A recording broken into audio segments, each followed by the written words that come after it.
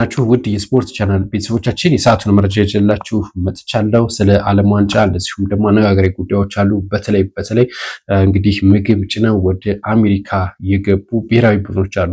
ስለሱ ሰፋ ያለ መረጃ የምነግራችሁ ነገር የሚኖረው እንደዚሁም የቤልጂየም የምሽት ጨዋታ እንደዚሁ የቤልጂየም እና የኢራን እንደዚሁም የሳውዲ እና የስፔን ጨዋታዎች አሉ። እነዚህ የምነግራችሁ እንደዚሁ መብራት ጠፍቶባቸውም ጨዋታው ለነገ የተባለ ጨዋታ አለ። ስለሱ የምነግራችሁ ነገር ነው የሚኖረው።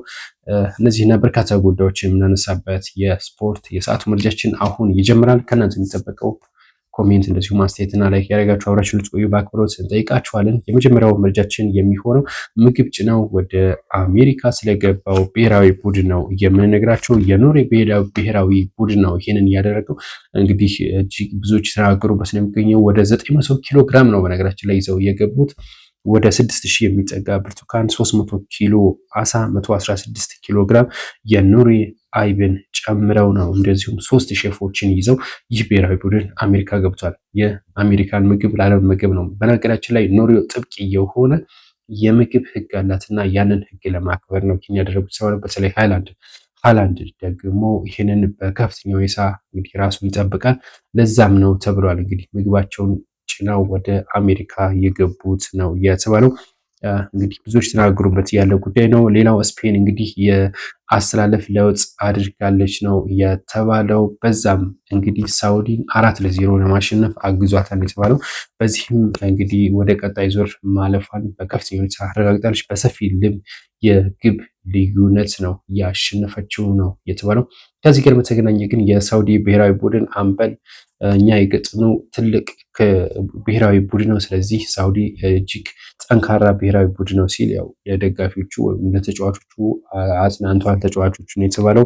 ቤልጅየም እንደዚሁ ከኢራን ጋር ገጥማ እንደዚሁ አቻ ተለያይታለች። ሌሎች ተለያይተዋል። ሉካኮ በዚህ ጨዋታ ላይ እጅግ ከባድ የሆነ ፋውል ሰርቶ ቢጫ አግኝቷል። ቀይ የሚያሰጣል እየተባለ ነበር። በረኛው ላይ ከባድ ጉዳት አድርሶ ለደቂቃዎች ያክል በረኛው እንግዲህ ራሱን ስቶ ነበረ። ሕክምና እርዳታ ሲደረግለት ነበር የተባለው እና ብዙዎች ሲከራከሩበት እየነበረ ነው ይህ እንግዲህ ፋውል ማለት ነው። ሌላው በቀጣይ የምድብ ጨዋታዎች ይፋ ተደርጓል።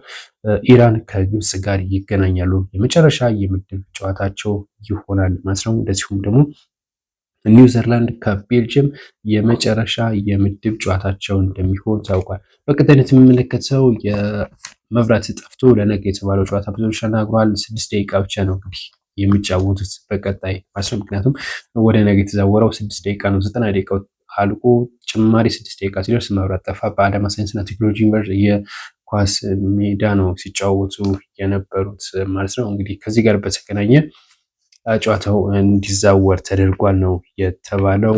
ሽሬና እንደዚሁም ደግሞ ከቅዱስ ጊዮርጊስ ጋር ነበር ጨዋታ ሲደረግ የነበረው። በቅዱስ ጊዮርጊስ እና በሽረ ስላሴ መካከል ይደረግ የነበረው ጨዋታ ስለዚህ ተዛውሯል።